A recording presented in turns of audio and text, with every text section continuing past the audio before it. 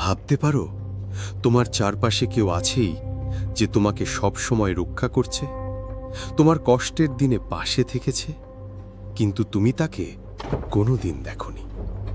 সে হয়তো তোমার হাসিতে ভিজে যায়, আবার তোমার কান্নায় আকাশ অন্ধকার করে দেয়। সে মানুষ নয়, সে তোমার জন্য অদৃশ্য এক পরী। কিন্তু যদি একদিন তোমার সেই পরী তোমার সামনে এসে দাঁড়ায়, যার চোখে ভাসে তারা আর মুখে লুকিয়ে থাকে এমন এক রহস্য যা তোমার জীবনকে চিরতরে বদলে দেবে, এই গল্প কেবল ভালোবাসার নয়, এ গল্প ত্যাগের, লড়াইয়ের আর এমন এক প্রতিজ্ঞার যা মানুষ আর পরীর সীমারেখা ভেঙে দিয়েছে। গ্রামের শেষ প্রান্তে এক টিনের ঘরে থাকত এক ছোট ছেলে, নাম তার আয়ন। বয়স তখন মাত্র 7-8। গ্রামটা ছোট হলেও প্রাণবন্ত। সকালবেলায় মুরগির ডাক, মাঠে গরু চড়ানো আর বাচ্চাদের হাসির শব্দ চারদিকে ভেসে বেড়াত। কিন্তু আয়নের ঘরটা যেন সবসময় একটু চুপচাপ। আয়নের বাবা মা দুজনেই চাষের কাজ করত। সকাল থেকে সন্ধ্যা অবধি মাঠে খেটে মরত, তাই ছেলেটা সারাদিন একা হয়ে থাকত। অন্য ছেলেরা দৌড়ে খেলতে মাঠে যেত, কেউ ঘুড়ি উড়াতো, কেউ আবার নদীতে ঝাঁপ দিত। আয়ন দূর থেকে সেগুলো দেখত, কিন্তু তাদের সাথে মিশতে পারত না। কারণটা সহজ, আয়ন ছিল আলাদা ধরনের ছেলে। ও খুব চুপচাপ, ভেতরমুখী, অন্যদের মতো হইচই, মারামারি, দুষ্টুমি করত না। ওর সবচেয়ে প্রিয় কাজ ছিল আকাশের দিকে তাকিয়ে থাকা। বিকেলবেলায় স্কুল থেকে ফিরে মাঠের ধারে একা বসে থাকত আর পশ্চিম আকাশে লাল রং মিশতে দেখত। সেই আকাশের দিকে তাকিয়ে থাকতেই প্রথমবার সে একটা অদ্ভুত অনুভূতি পেল। মনে হলো কেউ তাকে দেখছে। প্রথমে ভেবেছিল কল্পনা, কিন্তু একদিন স্কুল থেকে ফেরার পথে হঠাৎ বৃষ্টি শুরু হলো। ছাতাও নেই, কাদার মধ্যে হাঁটতে হাঁটতে কান্না পেয়ে গেল। ঠিক তখনই কানে এলো মিষ্টি একটা স্বর, ভয় পেও না, আমি আছি। আয়ন ভয়ে চারদিকে তাকালো, কেউ নেই, শুধু ঝিরঝিরে বৃষ্টি আর কাদার গন্ধ। তবু সেই কণ্ঠ যেন তার বুকের মধ্যে ঢুকে গেল। সেদিন রাতে ঘুমোতে যাওয়ার আগে জানলার পাশে দাঁড়িয়ে আবার সেই কণ্ঠ শুনল। এবার বাতাসে ভেসে এলো, তুমি একা নও, আমি সব সময় তোমার পাশে। ছেলেটা ছোট হলেও কিছু বুঝতে পারল। সত্যিই মনে হলো কেউ অদৃশ্য, কেউ তাকে আগলে রাখছে। এরপর থেকে প্রতিদিন, প্রতি রাতে আয়নের জীবনে সেই অদৃশ্য সঙ্গী আরও স্পষ্ট হয়ে উঠতে লাগল। পরীক্ষার ভয়ে কাঁদলে বুকের ভেতর থেকে আসত সাহসী স্বর, তুমি পারবে। জ্বরে কাঁপলে মনে হতো কেউ মাথায় হাত রেখে বলছে, আমি আছি। নদীতে পড়ে গেলে অদ্ভুতভাবে বেঁচে যেত, যেন কেউ টেনে তুলছে। আয়ন বুঝতে পারছিল এটা মানুষ নয়, অন্যরকম কেউ। কিন্তু কে, কেন, কোথা থেকে?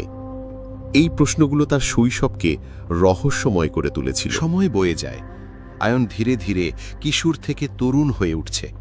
বয়স যত বাড়ছে ততই চারপাশের দুনিয়ার সাথে তার দূরত্ব যেন বাড়ছে। অন্য ছেলেরা মাঠে ফুটবল খেলে, প্রেমপত্র লেখে, হাটে গিয়ে আড্ডা দেয়, কিন্তু আয়ন, তার সবচেয়ে কাছের সঙ্গী কেবল সেই অদৃশ্য পরী। প্রতিদিন রাত হলেই যেন একটা নতুন গল্প শুরু হয়। আয়ন বই হাতে জানলার ধারে বসে থাকত, বাতাসের সাথে ভেসে আসত সেই কণ্ঠস্বর, আজ সারাদিন কেমন কাটল তোমার? আয়ন হাসত, তারপর আস্তে করে বলতো, ভালো, তবে তোমাকে যদি দেখতে পারতাম আরও ভালো লাগত। সেই কণ্ঠ উত্তর দিত, সব কিছু একসাথে পাওয়া যায় না আয়ন, এখনো সময় আসেনি। আয়ন কখনো অভিমান করত, তুমি সব সময় আছো কিন্তু আবার নেইও, তোমাকে না দেখলে আমার বুকটা খালি খালি লাগে। পরী মৃদু হেসে বলতো, ভালোবাসা চোখ দিয়ে নয়, মন দিয়ে টের পেতে হয়। তুমি যদি আমাকে মন দিয়ে অনুভব করো, তবে আমি তোমার কাছেই আছি। আয়নের কলেজ জীবন শুরু হলো। পরীক্ষার দুশ্চিন্তা, বন্ধুদের প্রতিযোগিতা, পরিবারে টানাপোড়েন, সব কিছুতে সেই অদৃশ্য সঙ্গী তাকে সাহস দিত। পরীক্ষার আগে রাতে আয়ন কাঁদলে পুরীর শোনা আসত, তুমি পারবে, ভয় পেও না। বন্ধুরা উপহাস করলে মনে হতো কেউ কানে ফিসফিস করছে, ওদের কথা শুনো না, তুমি আলাদা। বাবা মায়ের সাথে ঝগড়া হলে বুকের ভেতর হাওয়ার মতো শান্তি মানত। রাগ করো না, সব ঠিক হয়ে যাবে। আয়ন বুঝতে শুরু করল এ সম্পর্ক শুধু রক্ষা নয়, এ সম্পর্ক আসলে এক গভীর ভালোবাসা। দিন দিন ছেলেটার ভেতরে অদ্ভুত টান তৈরি হতে লাগল। সে ঘুম থেকে উঠেই প্রথম আকাশের দিকে তাকাতো, যেন তাকে খুঁজছে। কলম হাতে নিয়ে খাতায় লিখতে বসলে অজান্তেই নামের জায়গায় লিখে ফেলত আমার অদেখা সঙ্গী। বন্ধুরা মজা করে জিজ্ঞেস করত, এই আয়ন, তুই কি প্রেমে পড়েছিস? আয়ন শুধু হাসত, কিছু বলতো না। কাকে বলবে? যে মেয়ে তার জীবন, তাকে তো কেউ দেখতে পায় না। একদিন রাতে চাঁদ উজ্জ্বল আলো ছড়াচ্ছিল। আয়ন আকাশের দিকে তাকিয়ে ফিসফিস করে বলল, শোনো, আমি জানি তুমি আমার জন্য আছো, কিন্তু যদি একদিন তোমাকে দেখতে না পাই, তাহলে কি আমার জীবনটা অসম্পূর্ণ থেকে যাবে? কণ্ঠ উত্তর দিল না, শুধু একটা নরম বাতাস এসে তার চুলে খেলে গেল। কিন্তু সেই বাতাসেই আয়ন বুঝে গেল, হ্যাঁ, এ ভালোবাসা সত্যি। তবুও মনের ভেতর একটা তৃষ্ণা রয়ে গেল, যদি একবার তাকে দেখতে পেত। এইভাবেই ভাই, তাদের অদেখা ভালোবাসা গভীর হতে থাকে। এখনো দেখা হয়নি, কিন্তু হৃদয়ের টান এত শক্তিশালী হয়ে গেছে যে আয়নের পৃথিবী জুড়ে আছে কেবল সেই পরি। দিনগুলো তখন গ্রীষ্মের। গ্রামের মাঠে খরায় ফেটে গেছে মাটি, সূর্য যেন আগুন হয়ে ঝলসে উঠছে। আয়ন কলেজ থেকে ফিরে বিকেলবেলা একা বসে থাকত বটগাছের নিচে। সে তখন অনেকটা বড় হয়ে গেছে, কৈশোর পার হয়ে যৌবনে পা দিয়েছে, কিন্তু তার মন এখনও সেই রহস্যময়ী কণ্ঠস্বরের খোঁজেই ঘোরে। আয়ন প্রতিদিন আকাশের দিকে তাকিয়ে বলে, তুমি যদি সত্যি আমার হও, তবে আমাকে একবার দেখা দাও, আমি আর পারছি না। সে রাতে ঘুমাতে পারল না। বুকের ভেতর কেমন অস্থিরতা, কেমন আগুন জ্বলছে। মনে হলো আজ না দেখলে সে হয়তো পাগল হয়ে যাবে। আচমকা আকাশ কালো মেঘে ঢেকে গেল, চারপাশে বিদ্যুৎ চমকাতে লাগল, হাওয়া বইতে শুরু করল ঝড়ের মতো। আয়ন তখন নদীর ধারে দাঁড়িয়ে বুকের ভেতর চিৎকার করে উঠল, তুমি আছো তো? যদি সত্যিই থেকে থাকো, তবে আমাকে আজ দেখাও, না হলে আমি এ জীবন চাই না। এক মুহূর্তের জন্য সব কিছু নিস্তব্ধ হয়ে গেল। তারপর বিদ্যুৎ চমকালো, আর সেই আলোয় আয়ন দেখল তার সামনে দাঁড়িয়ে আছে এক রূপকথার সৃষ্টি। সে মেয়ে, কিন্তু মানুষ নয়। চারদিকে নীলাভ আলো ছড়াচ্ছে, তার লম্বা চুল বাতাসে উঠছে, চোখ দুটো ঝলমল করছে আকাশের তারার মতো, গায়ে রূপালী পোশাক যেন চাঁদের আলো দিয়ে বোনা। আয়ন তাকিয়ে রইল আর তাকিয়েই রইল, চোখ ফেরাতে পারল না। মুখ শুকিয়ে গেল, বুক ধড়ফড় করতে লাগল। সে মৃদু হেসে বলল, তুমি আমাকে ডাকছিলে, তাই এসেছি। আয়ন কাঁপা গলায় বলল, তুমি তুমি তাহলেই আমার সেই অদৃশ্য সঙ্গী? মেয়েটি মাথা নেড়ে বলল, হ্যাঁ, আমি লায়লা, জোনসরা দুনিয়ার রাজকন্যা, শৈশব থেকে তোমার রক্ষক। আয়ন আর নিজের নিয়ন্ত্রণে রইল না, চোখ ভিজে গেল। কেন তুমি আগে আসনি? আমি এতদিন শুধু কণ্ঠ শুনেছি, তোমাকে না দেখে বাঁচা কি সম্ভব?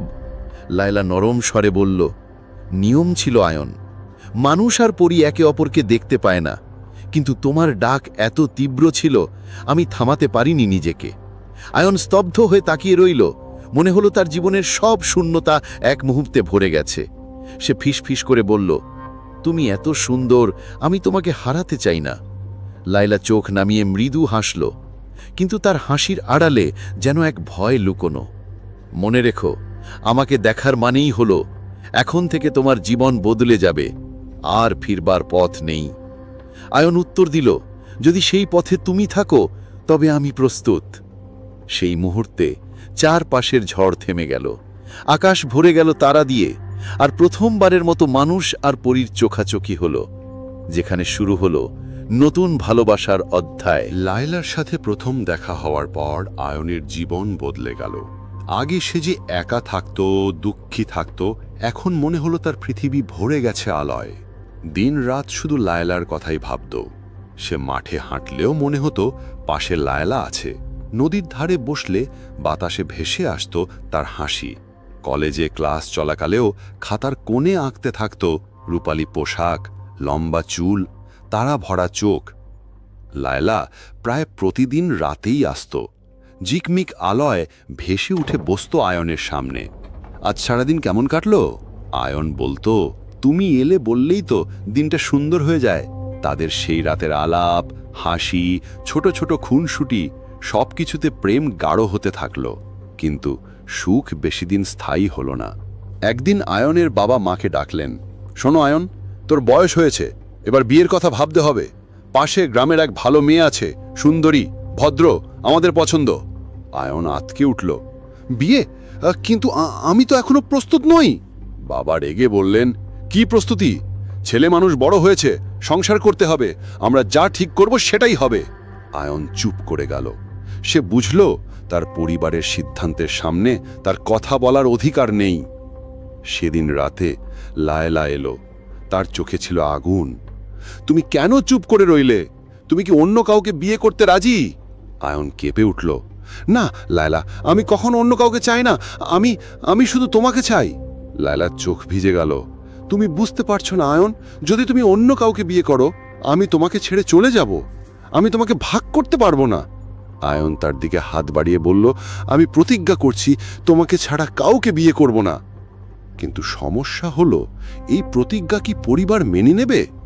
গ্রামের লোকজনও চাপ দিতে শুরু করলো। আয়ন কেন বিয়ে করছে না? নিশ্চয়ই কোনো সমস্যা আছে। ও হয়তো কারোর সাথে গোপনে প্রেম করছে। ছেলেটাকে ঠিক করে দিতে হবে। আয়ন বুঝল তার লড়াই শুধু পরিবারের সাথে নয়, পুরো সমাজের সাথেও। লায়লা জানত মানুষের সমাজ কখনো পরীকে গ্রহণ করবে না। সে কাঁপা গলায় বলল, আয়ন, তুমি জানো তো আমার পরিচয় প্রকাশ পেলে তারা আমাকে শত্রু ভাববে, তখন তোমাকে আমার থেকে আলাদা করে দেবে। আয়ন দৃঢ় গলায় উত্তর দিল, তারা যদি তোমাকে শত্রু ভাবে তবে আমি সবার বিরুদ্ধে দাঁড়াবো, আমি তোমাকে ছাড়ব না। লায়লার চোখে ঝিলিক দেখা গেল। তুমি জানো না আয়ন, এ পথে কত বিপদ আছে। আয়ন তার চোখের দিকে তাকিয়ে বলল, আমি শুধু জানি ভালোবাসা যদি সত্যি হয় তবে কোনো বাধাই তাকে আটকাতে পারবে না। লায়লা আর আয়নের সম্পর্ক তখন যেন স্বপ্নের মতো, কিন্তু যে স্বপ্নের মধ্যে আলো থাকে তার ছায়াও থাকে, আর সেই ছায়াই একদিন তাদের জীবনে প্রবেশ করল। এক রাতে যখন আকাশ অন্ধকার, গ্রামে হঠাৎ এক অদ্ভুত ঘটনা ঘটল। আয়ন ঘুমোতে যাচ্ছিল, হঠাৎ বাইরে থেকে ঠান্ডা বাতাস ঢুকে এলো। কিন্তু সেটা লায়লার মতো কোমল নয়, বরং ভয়ঙ্কর, শীতল। তুমি কি আয়ন? গভীর স্বরে জিজ্ঞেস করল মেয়েটি। আয়ন চমকে উঠল। তুমি কে? মেয়েটির সামনে এগিয়ে এসে বলল, আমি নীরা, জোনসা দুনিয়ারই আরেক পড়ি। তবে আমি লায়লার মতো দুর্বল নই। আমি চাই তুমি আমাকে বেছে নাও। লায়লা হঠাৎ সামনে এসে দাঁড়ালো। তার চোখ জল জল করছে রাগে। নীরা, তুমি এখানে কিভাবে এলে? তুমি জানো এটা আমার পৃথিবী। নীরা ব্যঙ্গ করে হেসে বলল, তুমি নিয়ম ভেঙেছ লায়লা, মানুষকে তোমার রূপ দেখিয়েছ, এখন আমিও দেখাবো। আয়ন, আমার শক্তি বেশি, আমি তোমাকে এমন জীবন দিতে পারবো যেটা লায়লা কখনোই দিতে পারবে না। আয়ন বিভ্রান্ত হয়ে গেল। সে দুই পরীর দিকে তাকিয়ে রইল। লায়লা কাপা গলায় বলল, তার কথা শুনো না আয়ন, ও তোমাকে ধ্বংস করবে। নীরা ফিসফিস করে বলল, আমাকে বেছে নাও, আমি তোমাকে সীমাহীন ক্ষমতা দেব, তুমি আর কখনো সাধারণ থাকবে না। আয়ন মাথা হাতে নিল। আমি কাকে বিশ্বাস করব? তোমরা দুজনেই অদ্ভুত শক্তিধর, কিন্তু আমি শুধু ভালোবাসা চাই। লায়লার চোখে জল এসে গেল। ভালোবাসা ক্ষমতায় নয় আয়ন, বিশ্বাসে। তুমি আমাকে যদি বিশ্বাস করো তবে কোনো শক্তির দরকার নেই। নীরা হেসে উঠল। বিশ্বাস দিয়ে পেট ভরে? মানুষ কি শুধু বিশ্বাসে বাঁচতে পারে? আয়ন, তুমি আমাকে বেছে নাও। ঠিক তখনই আকাশে বজ্রপাত হলো। দুজন পরী মুখোমুখি দাঁড়ালো, তাদের চারপাশে আলো আর অন্ধকারের ঝলকানি। লায়লা মন্ত্র পড়তে শুরু করল। নীরা তার বিপরীতে শক্তি ছড়াতে লাগল। আয়ন স্তম্ভিত হয়ে দাঁড়িয়ে রইল। চোখের সামনে যেন এক যুদ্ধ শুরু হলো। ভালোবাসা বনাম লোভ, আলো বনাম অন্ধকার। যুদ্ধের শেষে লায়লা দুর্বল হয়ে মাটিতে লুটিয়ে পড়ল। নীরা ঠোঁট বাঁকিয়ে বলল, দেখেছো আয়ন, ও তোমাকে রক্ষা করতে পারল না, আমিই তোমার ভবিষ্যৎ। আয়ন তড়িঘড়ি করে লায়লার পাশে গিয়ে তাকে কোলে নিল। তার গলা শুকিয়ে গেল, চোখ দিয়ে অশ্রু ঝরতে লাগলো। লায়লা, তুমি আমাকে ছেড়ে যেও না। লায়লা কষ্টে ফিসফিস করল, আয়ন, আমাকে বিশ্বাস করো, সত্যিকারের ভালোবাসা কোনো দিন হারে না। রাত্রি গভীর, গ্রামটা নিস্তব্ধ। কেবল কাকের দূরবর্তী ডাকা, আর এর মধ্যে দূর থেকেই বাতাসের ফিসফিস। আয়নের ঘর, যেখানে রাতে সে একাই বসে ভাবত, আজ সেখানে আলো অদ্ভুতভাবে ঝলমল করছে। কারণ লায়লা দুর্বল হলেও পরবর্তী হামলার আশঙ্কায় তাকে দেখতে এসেছে। আকাশে মেঘ জমে আছে, নীরার ছায়া যেন সহজে সরে যায় না। যুদ্ধের ধকল এখনো তাজা। লায়লার কণ্ঠ ফিসফিসে ভরা, আয়নের গলায় কাঁপন। নীরা চলে যাওয়ার আগে একবার দেখেছিল, আর সেই চাহনি আয়নের মনখানা নাড়া দিয়ে গিয়েছে। নীরা বলেছিল ক্ষমতা দিবে, সমাজের সম্মান, সুখ স্বাচ্ছন্দ্য সব কিছু। লায়লা বলেছিল বিশ্বাস, সঙ্গ আর নির্ভরতার মর্ম। আয়ন পড়েছে সিদ্ধান্তের আগুনে, একদিকে লোভের সুগন্ধ, অন্যদিকে নিঃস্বার্থ ভালোবাসার গন্ধ। রাতভর সে জাগে, স্মৃতিগুলো পাকছে। শৈশবের সেই হালকা কণ্ঠ, লায়লার নরম হাতের ছোঁয়ার অনুভূতি, যদিও বাস্তবে হাত ধরে না, তাদের গোপন কথা, লায়লার কষ্ট আর তার নিজের প্রতি প্রতিজ্ঞাগুলো। কিভাবে সে নীরাকে ঠকে দেবে? নীরার কথার তলোয়ারে কাটা সহজ, এক ধাপ নিলেই সব বদলে যাবে, জীবনে আর ফিরবার পথ থাকবে না। ওই রাতে লায়লা এসে বলল, কণ্ঠে কষ্ট, আয়ন, আমার এই শক্তি আছে না, তাই আমি তোমার জন্য লড়লাম। আমি জানি তোমার সামনে কঠিন পথ, কিন্তু আমি চাই তুমি আমাকে বুঝো, না যে ক্ষমতার প্রলোভনে পড়বে। আয়ন হাত নেড়ে বলল, আমি তোমায় কিভাবে ধারণ করব? যদি আমি ভুল করি তাহলে তোমায় হারা দেখে আমি নিজেই হারিয়ে যাব। তার কণ্ঠ কাঁপছে, চোখে ভাসছে নীরার প্রতিশ্রুতি, তোমারে মানুষও করা যাবে না, তবে আমি তোর জীবন বদলে দেব। লায়লা সামান্য হেসে বলল, তুমি যদি সত্যি আমাকে চাও, আমাকে পুরোভাবে গ্রহণ করো। আমার দুর্বলতাও নেব, সীমাবদ্ধতাও নেব। আমাদের পথ মসৃণ হবে না, হয়তো কষ্ট হবে, কিন্তু আমরা একসাথে থাকলে সাহস পাব। তার চোখে ছিল একটা গভীর পরিশ্রমী আশা, যে আশা বোঝায় যে জীবনকে স্বীকার করবে প্রাণে প্রাণে, সে কেবল ভালোবাসারই ফল। পরের দিন সকালে গ্রামের মানুষের আলাপ আলোচনা আরও ঘনিয়ে গেল। বাবা, মা, বন্ধুরা, প্রতিবেশীরা সবাই বলে আয়নকে বিয়ে করে নেওয়া উচিত। তাদের দৃষ্টিতে লায়লা অপরিচিতা, অন্যরকম, এমনকি বিপজ্জনক এক নাম। তাদের চোখে যৌবন, স্থিতি, পরিবারের মর্যাদা এগুলোই বেশি ন্যায্য। আয়ন অনুভব করল, যদি সে লায়লার সাথে থেকে যায়, পরিবারের উপরে কি হবে? মায়ের কষ্ট, বাবার মাথায় বাড়তি দুশ্চিন্তা। আবার যদি সে নীরাকে বেছে নেয়, সে কি সত্যিই সুখী হবে? নীরার কথায় সব পাওয়া যায়, কিন্তু হয়তো তার আত্মা শান্তি হারাবে। এই দ্বন্দ্বে সে বিরতিহীন রাত কাটাল।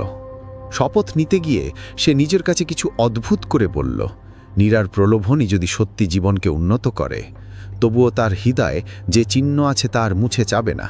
সে জানল, অন্তত এটুকু প্রমাণ করে দিতে হবে যে সে সিদ্ধান্ত নিশ্চল আবেগের ভিড়ে নয়, বরং চিন্তা করে গ্রহণ করেছে। এক সন্ধ্যায় লায়লার হাতে এসে ধরে বসে আয়ন, চোখে নির্ধারিত অচল ভাব। তিনি বললেন, লায়লা, যদি আমি তোমাকে বেছে নিই, আমি শুধু কথা দিয়ে বসে থাকব না। আমি তোমার জন্যে আমার জীবনধারা বদলাবো। আমি তোমার প্রতি প্রতিজ্ঞা করছি, আমি আমার পরিবারের সাথে লড়ব। নেতিবাচক কথাবার্তা, বিদ্বেষ সবই কেটে ফেলব। আমি তোমার জন্য সব কিছুর সম্মুখীন হব। লায়লা চোখে অশ্রু নিয়ে হেসে বলল, তাই সে বুঝতে পারল, সত্যিকারের প্রতিজ্ঞা কেউই লেজে ঝুলিয়ে দেয় না, তার হৃদয় করে নেয়। তিনি কাঁধে মাথা রেখে বলল, তবে আয়ন, তুমি যদি আমার পানে আসো, তুমি জানবে যেটা আমাকে মানুষের মতো করা কঠিন। সম্ভবত তুমি তোমার স্বাভাবিক জীবন হারাবে, তবে আমি তোমায় ভরসা দেব। তিনি নিজেও নিজের সর্বস্ব দিতে প্রস্তুত। মানব সম্মান হারালেও চিরকাল আয়নের পাশে থাকব। নীরা এটা সহজে ছেড়ে যায় না। সে আবার আসে আকর্ষণের নানান রূপ নিয়ে। সে বলে, তোমার হাতে ক্ষমতা থাকলে তুমি কেবল তুমি নও, তুমি হবে শ্রেষ্ঠ। মানুষ তোমায় পূজা করবে। তুমি লায়লাকে ছেড়ে আমাকে বেছে নিলে আর কোনো সংকট হবে না। তার ভয়ঙ্কর পথ হয় কুৎসিত, কিন্তু প্রলোভন সার্থক। নিরজ্ঞাত এক বিকেলে নীরা গ্রামে মহাসম্মিলন বানায়। ওই কৌশলে গ্রামবাসীর মনে সন্দেহ সৃষ্টি করে। সে ছড়ায় কথিত কাহিনী, লায়লা কোনো অভিশপ্ত পরী, তার সাথে থাকা মানে দুঃখ আনবে। গ্রামবাসী আবারও লায়লার প্রতি সন্দেহী হয়ে ওঠে। আয়নের পরিবার আরও কঠোর হয়ে ওঠে। তীব্র হুমকি, হুকুম সব মিলায়। এই সময়ে আয়নের মনে এক অদ্ভুত শান্তি গেঁথে যায়। সে বুঝে যায় যে ভালোবাসা যদি প্রকৃত হয়, তার মেয়ের রূপ, ক্ষমতা বা সামাজিক স্বীকৃতির বিষয় নয়, তা আত্মার সম্পর্ক। সে লায়লার পাশে থেকে পরিবারের সঙ্গী নেয় লড়াই করার সিদ্ধান্ত নেয়। তিনি বললেন, আমি নীরার প্রলোভন নেব না, আমি লায়লার সাথে থাকব। এই কথায় লায়লার চোখে অশ্রু ছুটে আসে। সে জানে আয়ন বড় ভুল করলে তার তীব্র বাধা ও সমালোচনাকে সামলাবে, কিন্তু সে কেবল হাসতে পারে, কারণ সেবারই সে রক্ষককে পেয়েছে।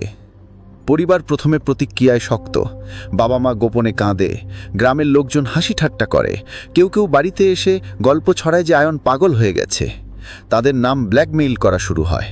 লায়লা নিজেও অনিদ্রায় ভোগে, তার শক্তি ক্রমে কমছে, কারণ মানব সমাজে থাকতে তার শক্তি লেগে যায়। কিন্তু তাদের ভালোবাসা প্রতিটি আঘাতে তীব্র করে দেয়। তারা প্রতিজ্ঞা করে যতই দুঃখ আসুক তারা একে অপরকে ছাড়বে না। কয়েকটি ছোট ঘটনা যেগুলো তাদের সম্পর্ক মজবুত করে। আয়ন একদিন রাতে মায়ের ঘাড়ে হাত দিয়ে ধীরে বলে, মা, আমি চাই না আপনাদের কষ্ট দিই, কিন্তু আমি আত্মার জন্য ট্রেড করলাম। মা কেঁদে কেঁদে তাকে সাহস দেয়, তুমি যদি সুখী হও, মা তোমার পাশে আছি। লায়লা গ্রামে গোপনে মহিলাদের পাশে এসে তাদের পুরনো ব্যথা শুনে সমবেদনা দেয়। তারা তখন লায়লার মর্ম বুঝতে শান্ত হয়। নীরার ষড়যন্ত্র ধীরে ধীরে উদ্ভাসিত হয়। কিছু লোক দেখে তার অসৎ পরিকল্পনা, তার প্রলোভন সবার কাছে ধরা পড়ে না, কিন্তু তবুও ক্ষতি হয়েছে। শেষে আসে এক ভয়াবহ রাত। নীরা গ্রাম জুড়ে আগুন ছড়ানোর মতো গুজব ছড়ায়। লায়লা আসলে অভিশপ্ত পরী, তার সাথে থাকলেই সংসারের কলঙ্ক। একদল ছিন্নমূল লোক লায়লার বসত ঘরে আগমন করে। কৃষ্ণ রাতে গ্রামবাসীর মধ্যে ভয় আর রোষ জাগে। তারা ইচ্ছাকৃতভাবে লায়লাকে ধরে নিয়ে যেতে চাইল। আয়ন তখনই বাঁচাতে দৌড়ে যায়। সে লায়লার সামনে দাঁড়িয়ে ঘোষণা দেয়, যদি তোমরা তাকে আঘাত করো, আমাকে আগে নিধন করো। এই আত্মত্যাগী ঘোষণায় গ্রামবাসী স্তম্ভিত হয়। কিছু সাহসী পুরুষ উঠে আসে, কেননা কে ওই যুবক যে এমন আত্মত্যাগ দিচ্ছে? পরিস্থিতি উত্তপ্ত। লায়লা কাঁদে, কারণ সে জানে এই মানুষের দরেই সে এখনই তার পুরস্কার পেয়েছে। আয়ন ভাই তার যাবতীয় সম্মান হারাতে রাজি, তিনি নিজের অস্তিত্বের ঝুঁকি নিয়ে দাঁড়ায়। এই ঘটনার পরে অনেক কিছু বদলে যায়। কিছু গ্রামবাসী আয়নের কঠোরতা দেখে হৃদয়ে পরিবর্তন আনতে শুরু করে, কিন্তু নীরার প্রভাব এখনো ছায়ার মতো লেগে আছে। লায়লা শক্তিহীন হয়ে পড়ে, তার জন্য মানুষের জগতে থাকা সংকট আরও বেড়ে যায়। আয়ন বুঝে যায় যে তার প্রতিজ্ঞা শুধু শব্দে নয়, সে চূড়ান্ত সিদ্ধান্ত নিয়েছে। তার উচিত লায়লাকে মানুষের মতো করে তোলা এবং একসাথে বাঁচার পথ তৈরি করা। তা করতে হলে তার যুবজীবন অনেক কষ্টই পাবে। রাতটা ছিল অশান্ত। নীরার ষড়যন্ত্র গ্রাম জুড়ে ছড়িয়ে পড়েছে। জড়ো হয়েছে একটি ক্ষুব্ধ দল, যারা লায়লাকে গ্রাম থেকে বিতাড়িত করতে চায়। আগের রাতের সংঘর্ষের ক্ষত এখনও তাজা। লায়লা দুর্বল হয়ে আছে, আয়নের বুকটা নড়বড়ে, কিন্তু তার মনে এক জঙ্কার শক্তি জাগে। আজই শেষ ঘোষণা করা হবে, বা লড়াই করে শেষ করা হবে। গ্রামের এক প্রান্তে মানুষের ভিড়, অন্যদিকে লায়লা ও আয়নের একটি ছোট দল, কিছু অনুরাগী যারা আয়নের দৃঢ়তার প্রতি শ্রদ্ধাশীল হয়েছে। নীরা গ্রামটাকে ভয় দেখাতে চায়। সে চক্রবৃদ্ধি করে ভীতিকর চিত্র আঁকছে।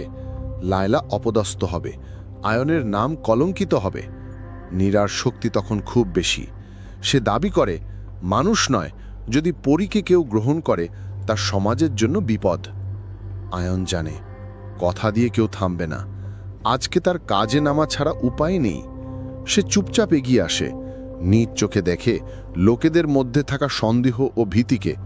তারপর সে চওড়াভাবে কাজ শুকায়, নিজের ভূতপূর্ব সাহস ঢেলে বলে, আমার লায়লা মানে আমার সম্মান।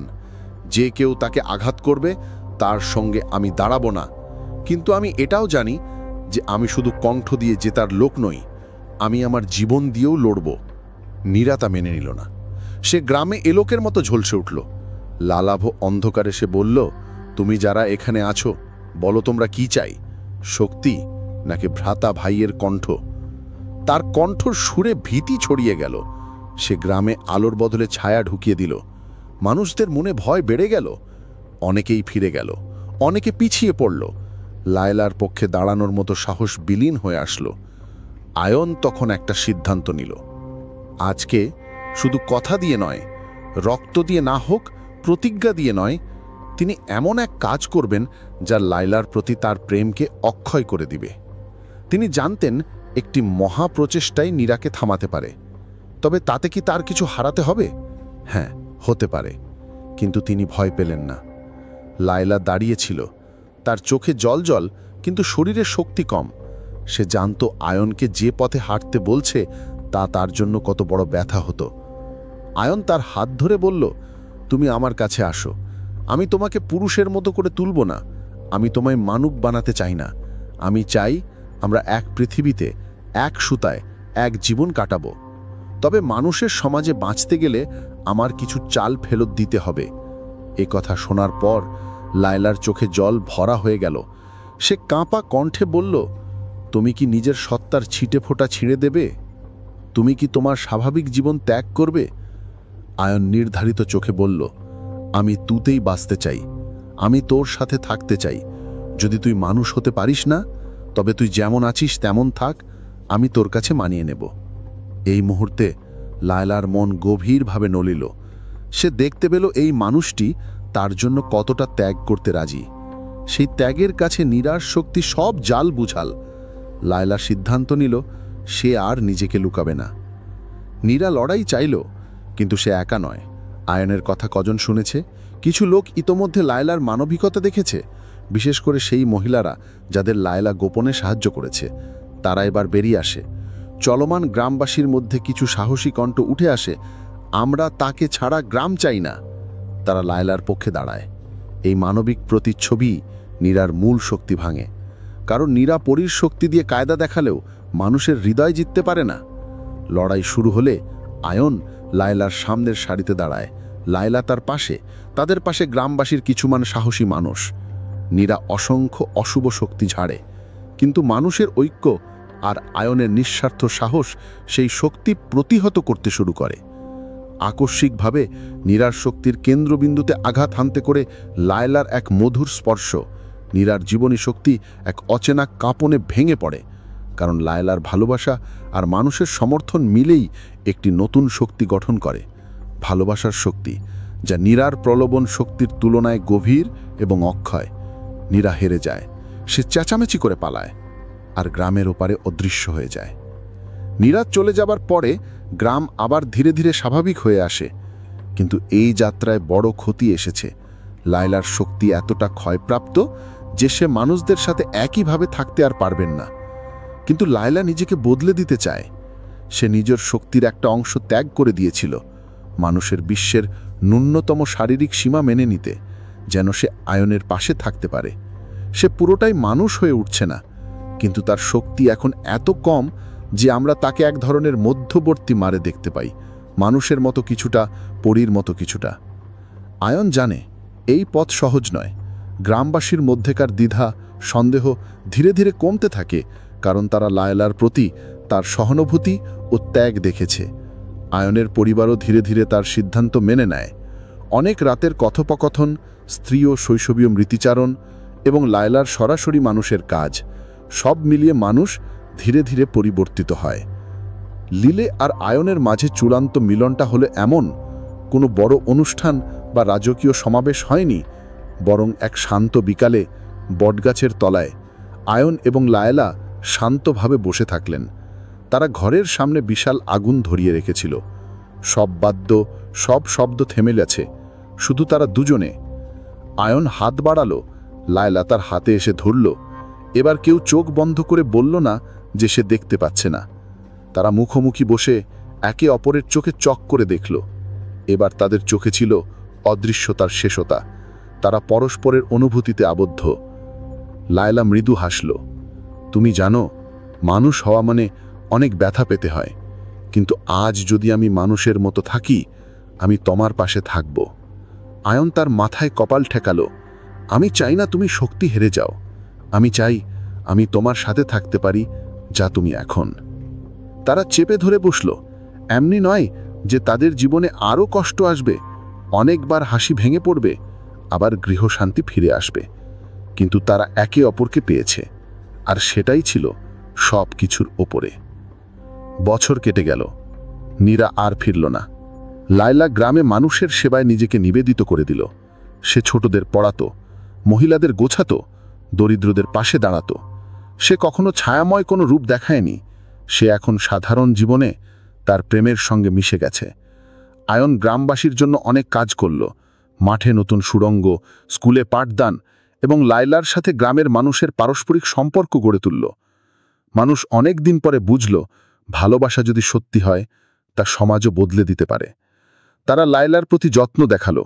লায়লা তাদের মধ্যে খুঁজে পেল মানুষকে বুঝানোর শক্তি। আয়নের পরিবারও, যারা প্রথমে প্রতিকূল ছিল, আজ তাদের নাম গ্রহণ করে। মায়ের কাঁদা চোখগুলো এখন আয়নের হাতে আশীর্বাদ হয়ে আসে। নীরার গল্প শেষে অনেক মনে রাখার মতো কথা রয়ে গেল। শক্তি কাঁচা, লোভ ক্ষণস্থায়ী, কিন্তু মানুষের হৃদয়ে বিশ্বাস আর ভালোবাসা কষ্টের মাঝেও টিকে থাকে। আয়ন আর লায়লা বেঁচে ছিল সেই টিকে থাকা শক্তিতেই। তারা ছোট ছোট জিনিসেই সুখ খুঁজে পায়। গ্রামের ছোট মেলা, শিশুর হাসি, একসাথে ভোরবেলা হাঁটা,